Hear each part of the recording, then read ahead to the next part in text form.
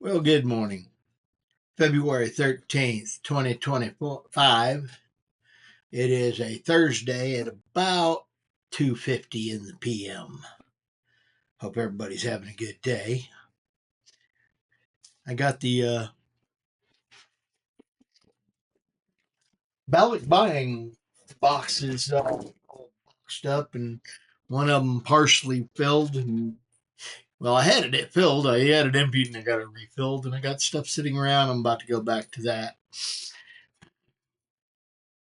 because, yeah, trying to figure out boxes.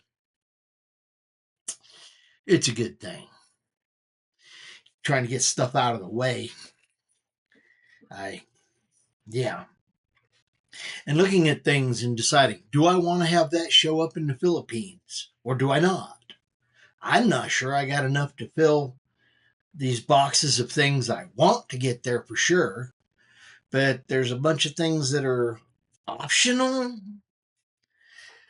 but then could be useful.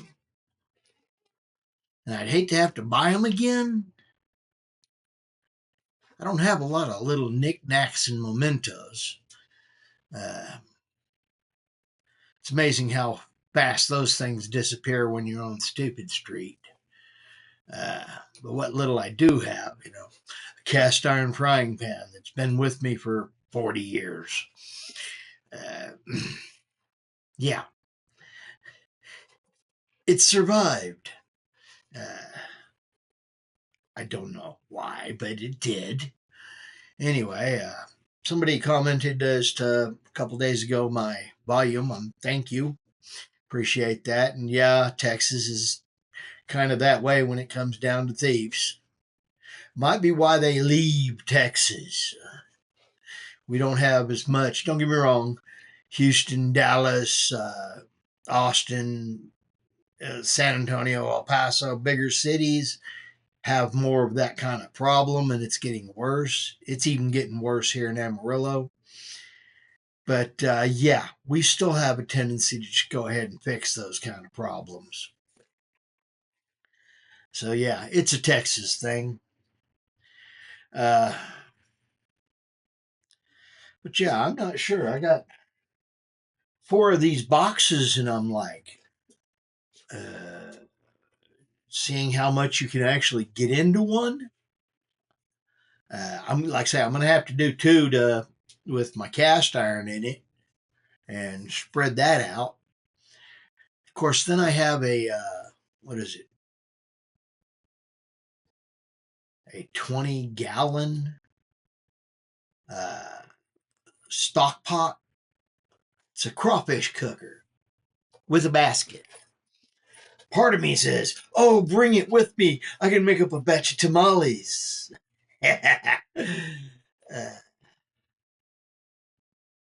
Yeah. Last time I did that was a good 10 years ago, but it did work real good. Uh, yeah. It's been about 20 years since I put crawfish in it. I've had that thing for about 25 years, 24. Oh gosh. But yeah, when you have a pot that's this big around and that deep, that deep, yeah, it's not small. You can dump a 25-pound sack of crawfish in there and it, cooks it right up. Doesn't even take a minute. Well, it does take more than a minute, but not much. Uh, I miss working on the crawfish farm. Kind of in a way, I wish the new owners well, hadn't have been so off in the head when it comes to ducks. Yeah, ducks. Quack, quack, quack, quack. They're quackheads. And yeah, they do ducks. And they bought a crawfish farm because crawfish has a tendency to draw ducks. And they wanted a place to hunt ducks. So they bought a crawfish farm. The problem is that they changed the planting season then they don't end up with as many ducks because, well, crawfish don't eat millet. The ducks weren't there for millet. The ducks were there for crawfish. The crawfish don't have the food they want. There's not as many of them. There's a shortage of food, fewer crawfish, fewer ducks. Doesn't matter that you brought in millet, to grow on the side of the pond. I mean, it helps, but it doesn't. Yeah. So people who had no idea about how to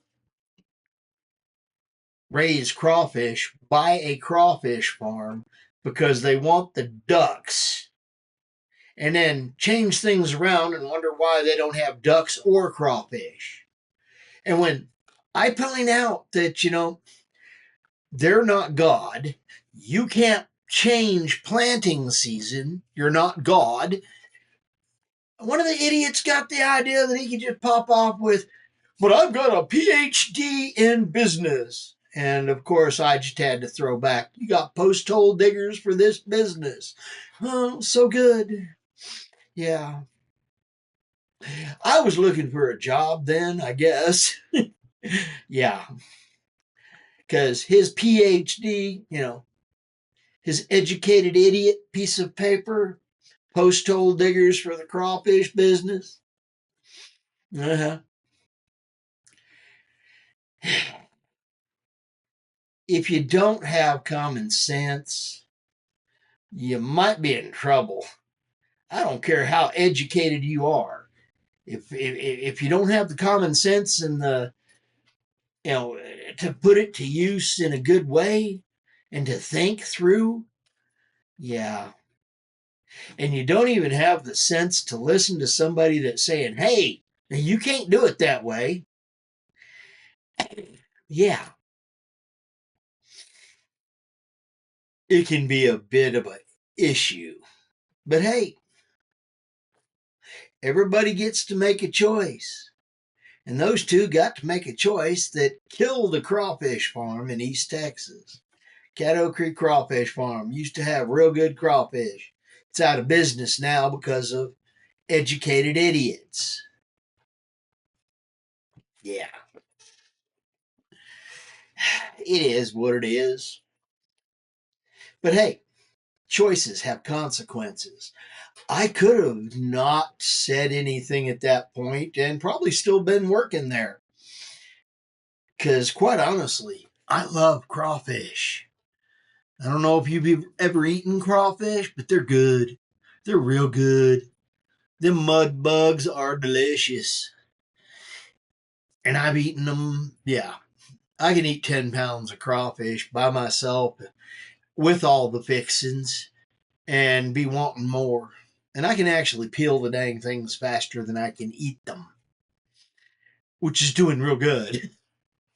Some folks, they can't stand them because they don't get enough to eat. They can't eat them. They don't peel enough to eat. So they get all frustrated and hate them because of that.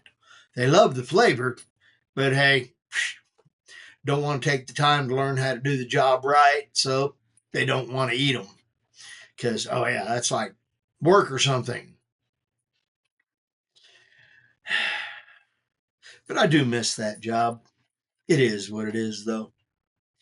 Anyway, I've been puttering around trying to get this, that, and the other done, and yeah, I have to get these things packed up and going. And I look at them, and I've got so much stuff that I could carry over. It's camping gear. Part of me wants to carry that over there with me so that I don't have to replace it over there if I decide I want to go camping. But then I also want to build that little trike into a camper, which means most of this stuff would be useful. Yeah.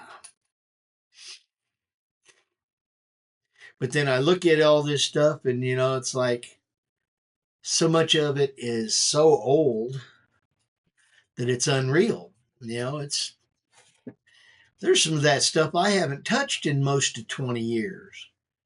Last time I went camping was, oh gosh, down to the canyon for, oh gosh, almost to 15 years, 12 or 15 years ago.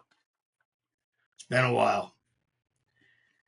And I didn't even use that much of that stuff then. There's a big difference between strapping a backpack on and hiking in and, oh yeah, pulling up with your car, popping out a 2-man tent, and cooking on top of a picnic table. There's a big difference. Yeah. Car camping and hiking camping, not the same thing. They may fall under the same camping label, but that camping label is very broad when it comes to that. Uh, it is what it is. Uh, I haven't heard anything back. I got my information to the lady. She said they were already sold out for the gun show, but that she would put me on the list, but that I was a good bit down the list because I got too late, started too late. So I printed up all the information for the next 3 gun shows coming through here. So yeah, I'm probably going to end up carrying a couple of my guns over there, waving them around, see what somebody will offer for them. We'll see. It is what it is. Anywho, that's what else was there? Oh yeah, went digging through my mailbox on my email, and oh my gosh, I had over 150 emails I had to throw out of the trash can. And that's not even a whole week. And this is my not that used email. Yeah, if it was my other one, that thing's it's been with me for, 25 years. That one I get anywhere between 50 and 100 emails every day. Sometimes, like during Christmas when they're spamming everything, as many as 150. I've had like almost 200 in it in one day.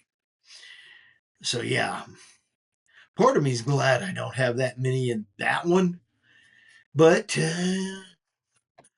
yeah, I keep the other one because, well, it's been mine forever.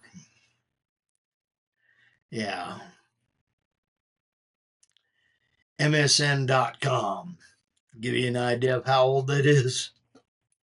Anyway, it is what it is. And yeah, I'm trying to decide, what do I want to try to carry with me. I mean, Kelty backpack. Part of me says, "Yay, use that instead of." But no, another email just popped in. I think it found out my email box was empty, and it just said, "No, we can't have that. We have to make one and put it in there." I don't know. Is there an AI that monitors empty mailboxes and just has to put things in it? Makes me wonder, though. Anyway, yeah, I'm gonna try to get this. I'm gonna try to get the other box and the 2 boxes, the one underneath back there, and the one in the living room. Try to get those with something more and closer to full. I don't want to get them too full, but yeah, there's all these things that I want to take and carry with me. And part of me says, just throw it all out. Get rid of it. I don't know. That big old cast iron stock pot, 20-gallon. I don't use it that often, but when you need something that big, boy, is it real useful. My pressure cooker. I don't use it that often, especially now. I've been getting rid of stuff. Uh, but pressure cookers are useful. They're good, and you can do a lot with them. Do I want to carry the lids to my pressure cooking, the canning lids? I've got reusable ones. Do I want to carry those with me? I don't know.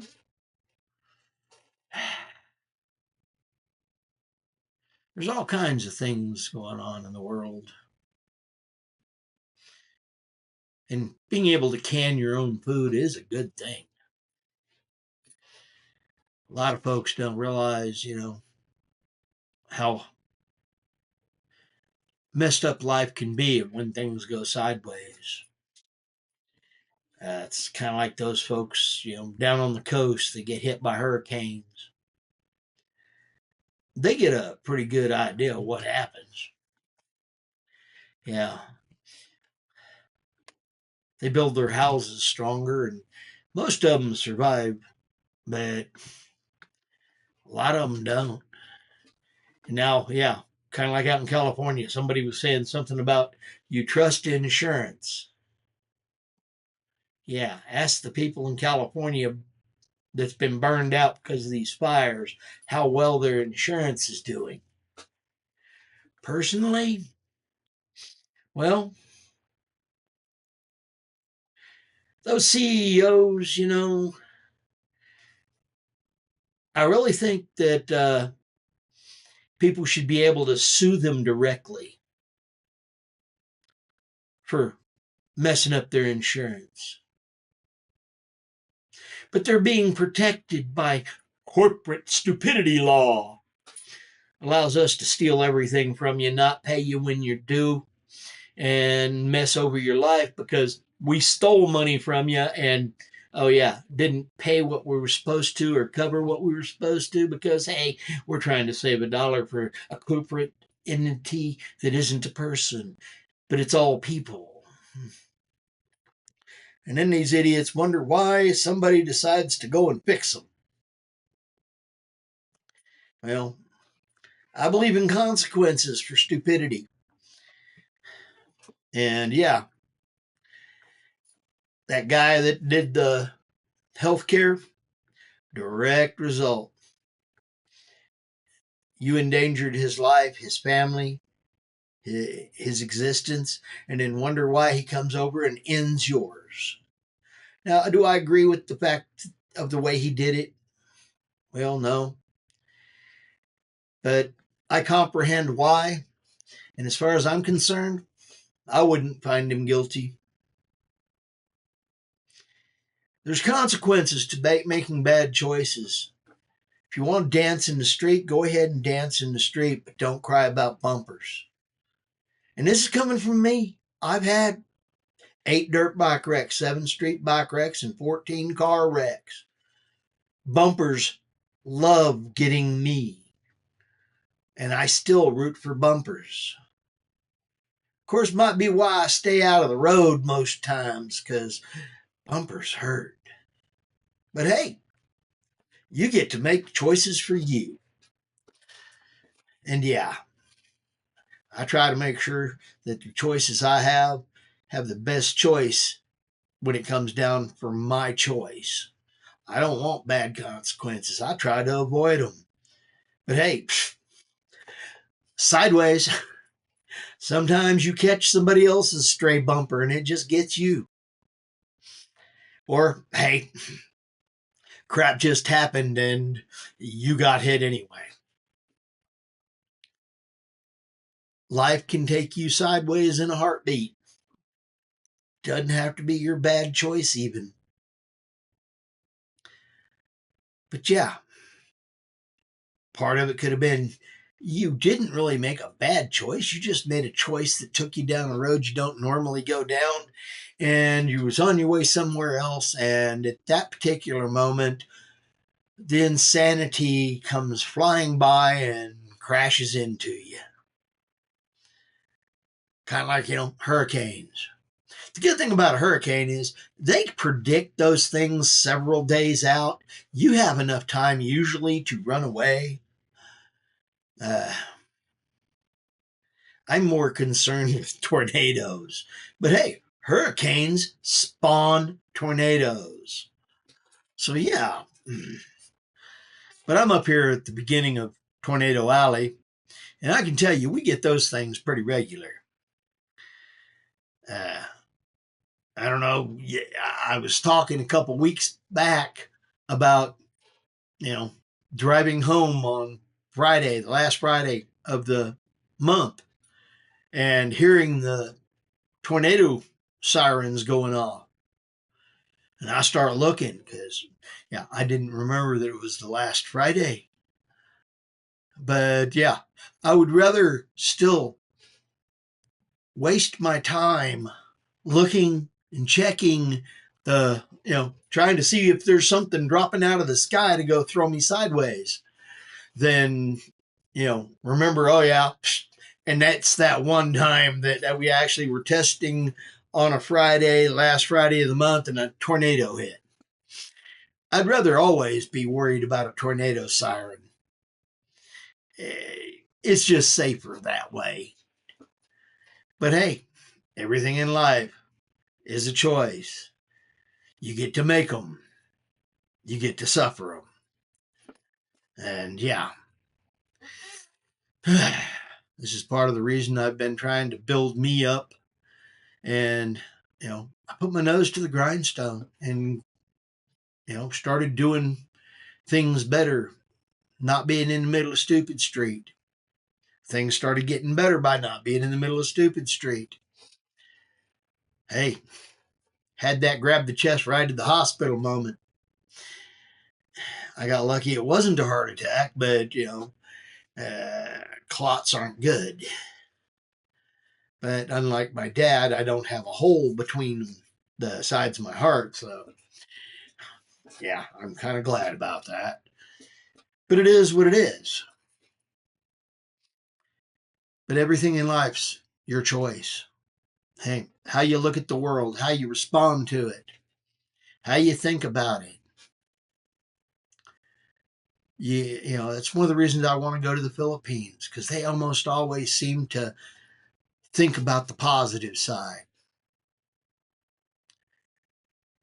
Got a mess going on in their lives, yet they're still living life and having happy, joyful life.